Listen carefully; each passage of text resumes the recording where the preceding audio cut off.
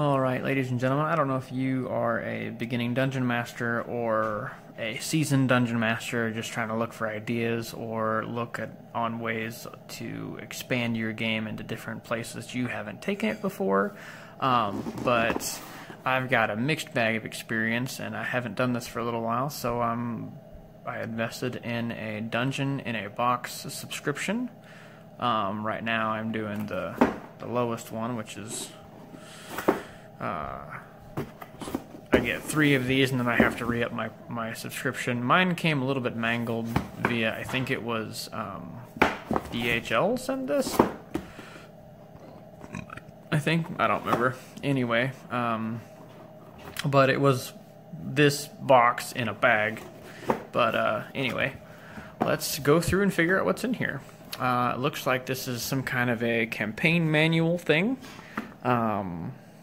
It claims this is the Secrets of Greenwald. Greenwald, I'm sorry. Reading is hard. This is the Caravan of Peril. And yeah, this seems to be the adventure. Let's take a look at what's inside. We've got the introduction, adventure tables, NPC stats, random encounters, set encounter, monster stats. So I'm going to guess the introduction is going to tell me a little bit about how to use the thing. Adventure tables are going to be some random things that we're going to encounter. NPC stats are probably going to be the dude who's on the front. Because yeah, probably. We'll see. Then we have random encounters, which is probably going to be another set of tables. The set encounter, which is probably the story for this Caravan of Peril. And then monster stats. That could be, well, that's monster, not monsters. So I'm looking at maybe singular monster. So yeah, here's a little bit of background on how this stuff is going to work. Trying to define some of the parameters of how this thing functions. And now we've got Caravan Generator, Merchants and More. A personage of quest. So looks like you roll a d6 to figure out which category, and then another d6 to figure out who. Yeah, that seems pretty neat. And then you got attitudes on the trail, which is at the bottom. Subdued and secretive. High-strung and jumpy, outgoing and oversharey, exhausted and cranky, bored and jaded, and wide-eyed and idealistic. So, this could be interesting. Ooh, look, Dead Wizard. Dead Wizard is one of the options. It says, Dead Wizard, en route to high-level cleric for resurrection, funeral wagon, tended only by tiny service constructs of varying intelligence. That seems fun. And then you have things like alchemists and fortune tellers and tinsmiths and diplomats and a paladin errant, which sounds like a paladin on an errand. An expert lockpick. And then you've got some traders with different things like foodstuffs and dry goods, and I definitely read that as laundry goods, not luxury goods, but I suppose laundry could be luxury goods.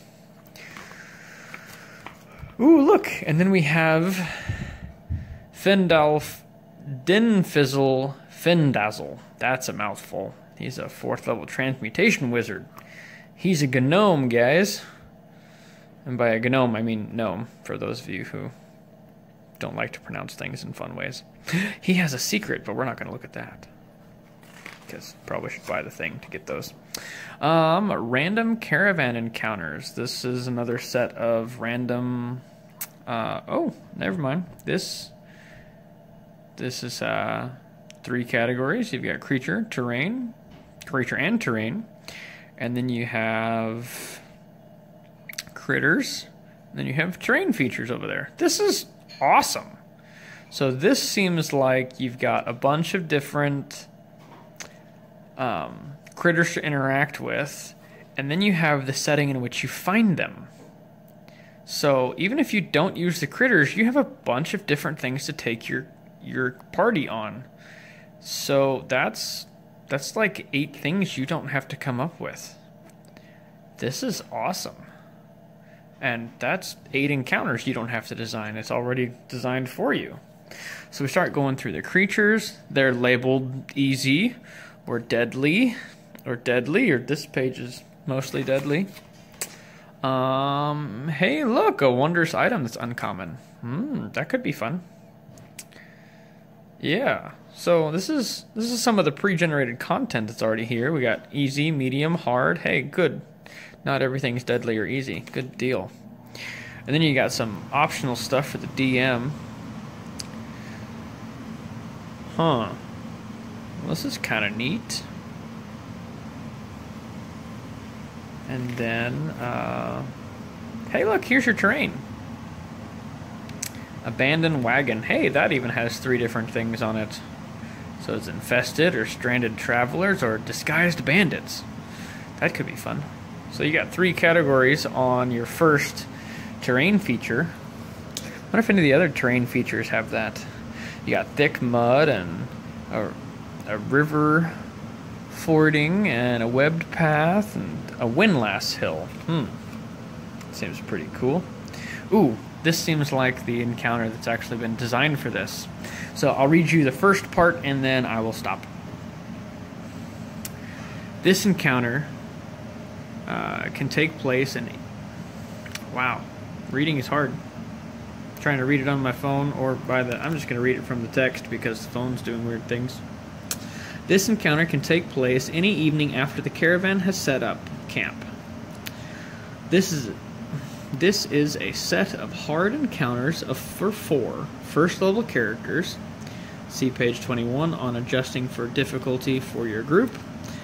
A group of goblins has come up with a clever method of robbing caravans using their alliance with a pack of trained wolves and a... that probably should be an... and a Unghoul ogre, which is also on page 21 for stats. This is a combat-based encounter. That plus the characters can can charge. Wow. Reading is hard right now. I'm going to start that sentence over. This is a combat encounter that puts the characters in charge of protecting the caravan. Read or paraphrase the following text after the caravan has stopped at the end of the day. I'll read you this text too. Another long day of travel draws to a close with the setting of the sun. The wagons have circled for the evening in a grassy clearing just off the side of the trail. Alright. And then it details how the wolves do things, how the goblins are doing stuff. The ogre. I really want to read that as an unusual ogre, but apparently it's like some kind of weird thing that is probably detailed at the end. Then it goes into loose ends, into the woods, some more text that I'll get to read later. And then aftermath, assuming, I don't know, it's not a TPK or something. The Secrets of the Greenwald. This section for GM eyes only. I'm going to leave that alone for right now. Hey, look, the thing. So here we go. There are legacy cards, which are probably in the box. Here's the ogre. It is a sub-race of ogres that hail from the Rolling Scrub Hills region around the Broken Tower. I'm probably going to change that for mine, and you may as well, because you may not use it in this setting it's asking for. But apparently there are 4 kinds of these unusual ogres.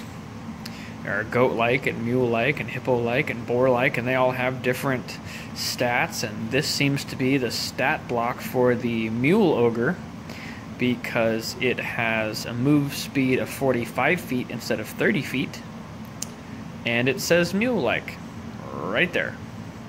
So yeah, flip this thing over, and then, hey, look, here's our table of contents for our box. We have Adventure 1, which is this thing. Caravan Camp Encounter Map, which should be in the middle, or in the box. 2 flat minis with acrylic bases. Oh, cool. There's apparently 11 tokens in there, and then acrylic bases. Terrain tiles for forest encounters, 5 double-sided tiles.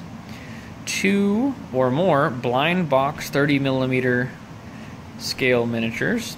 The Secrets of Greenwald Adventure tracking calendar, and 2 sealed envelopes with secret legacy cards. Ooh. Let's look at what else is in here. I think this is going to be a mini. Maybe. We'll see. And this is just a black bag. Hey! Cool! I have goblins. I have some more goblins. Awesome. I like this idea so far. And let's open the other one. And we have a wizard. This could be Gandalf or Dumbledore or Harry. I don't know. He's a wizard with an owl and a staff. He's going to be fun to paint later. I got a pointy head wizard and a goblin war chanter. It's like a grumpy shaman, maybe? I don't know. And then, ooh, and now we have a metal one. This is a halfling wizard. So we have different wizards available to us, and it looks like it has a pet rabbit or raccoon. I can't really tell. All right. This seems to be a legacy card. Maybe there's 2 in here. Maybe this is kind of hard to open one-handed. Sorry, folks. Someday I'll eventually get a tripod. Hey, there are 2 cards in here, so I'm gonna guess these are the legacy cards. Veterans of the Long Road. You've made a journey few dare to take, and picked up a couple tricks while you were at it. Once per session, one member of the party can gain advantage on a nature or survival check. Yeah, that's pretty cool. And then there's Stolen Pride. Thieves stole from us on our watch. We won't let it happen again. Once per session, one member of the party can gain advantage on a roll directly related to stopping a thief. Okay. Oh, here's where some cool stuff comes in. I mean, other than the other cool stuff that I already have, this is great. Sorry, I'm going to back this up. We have some flat minis. So if you're short on your mini collection like I am, and are very slowly getting things, then you have some things available to you. This looks like a couple of goblins, a couple of wolves, another goblin. That, I think, is a werewolf. This looks like a giant grumpy bunny demon. That might be one of the ogre things that it was talking about a moment ago. And that is very much an owlbear. And that's another wolf. And I believe on the other side, they're the back sides of them. So these are flat minis, but they're really, really nice flat minis. I mean, look at that. I realize it's somebody's 2D art, but still, these are pretty cool.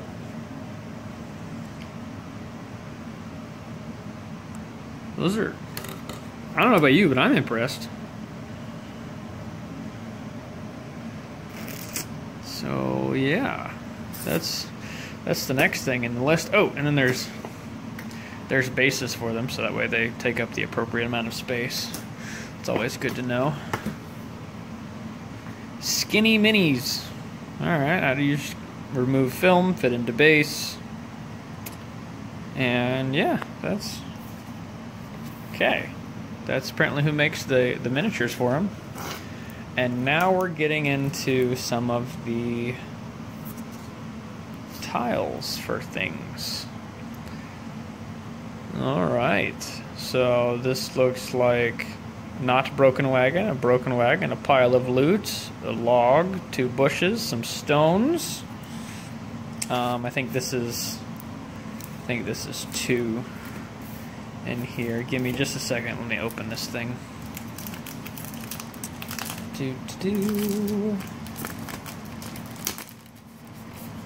Alright. Yeah, I'm definitely gonna have to get a tripod. Because opening this stuff with one hand is not fun. Alright, nope, this is just one piece of cardboard, it seems like.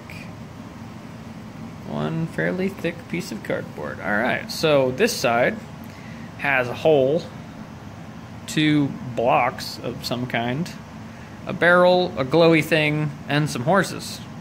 And this is...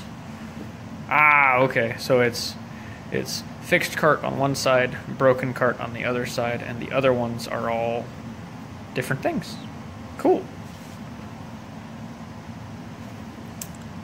That's pretty neat. Now let's look at this mat. Oh, there's a couple things still left in the box. Cool. Alright, so let's unfold this map. And I only glanced inside this box before I opened it up for everybody. So this is pretty close to a real unboxing video. This is 1, 2, 3, 4, 5, 6, 7, 8, 9, 10, 11, 12, 13, 14, 15, 16, 17, 18 by 2, 4, 6, 8, 10, 12, 14, 16, 18, 20, 22, 24. So this is 18 inches by 24 inches, which is a pretty good size little mat for what I paid for it. And this is two-sided, so this one is an empty campsite thing, and then this one is like circled wagons and stuff. So I get 2 18 by 24 mats, but only buying the box. So that's pretty cool. So far we've got. Let me move that out of the way. That'll be it for a different video. So we've got 3, 4, 5, 6 physical minis. We've got double-sided tokens.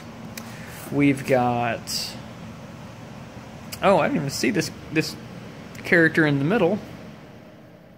I didn't even see that one. I just saw the 4 goblins and the 3 wolves and the werewolf and the demon bunny thing and the owlbear. So we've got 1, 2, 3 big ones. 1, 2, 3, 4, 5, 6, 7, 8 small ones. Okay. I'm going to guess that the werewolf is probably supposed to go on one of the smaller bases because there are only 2 big bases, or you're not going to use the werewolf and the demon bunny and the owlbear thing all at the same time. But that's just my thinking. I could be wrong there. And then we have one more thing inside of our box. This seems to be like an adventure map to me. Starting to open it up. Hey, here we go. We have a setting map and some other stuff on the back. Alright, so let's take a look at our nice new mat. So we have the civilized and uncivilized worlds of Greenwald. Greenwald. Nope, it's Greenwald. So this looks pretty cool. There's not a scale on here, so you can make it as close or as far as you want. I think the general rule is like 24 miles in a day, but these aren't like, maybe they aren't to scale. Maybe this is more like that Lord of the Rings map at the beginning of The Hobbit. This is really, really cool. Now I'm going to flip it over because I saw there was stuff on the other side. There's an adventure tracker on this side. Apparently, the Caravan of Peril is the first one, and then it goes to Secrets Unseen and Splendor of the Sewers, the Riddle of Greyhaven, City in Flames, Sailing the Harpy Coast, Forbidden Isle of the Drow, Trials of Spire Peak, there we go. The Chaos in the Courtyard, Reavers of the Elf King, Curse of the Forest Heart, and Secret of the Citadel. I don't know what legacy means. It's probably more detailed inside the book somewhere. But this I'm impressed with this. This is going to be an asset to my campaign. Maybe this will be a pocket world that my players can go visit. Or maybe... No, I think I'm kind of liking Pocket World idea at the moment, but yeah, there's a lot of cool things we can do with all of this stuff, and I'm really looking forward to it. And this is just the first of the dungeon boxes that I'm going to be getting. I should be getting at least 2 more. We'll see if I continue after that. I'm kind of cheap in that way, so... Yeah, this was my first review of Dungeon in a Box. And so far, ladies and gentlemen, I am thoroughly impressed. So, yeah, we'll see how this goes. Before I completely signed off, I wanted to show you how these things work, because they just get punched out and then and you stick them onto their little round bases. And I've only done these 2 for the moment, just for purposes of showing you.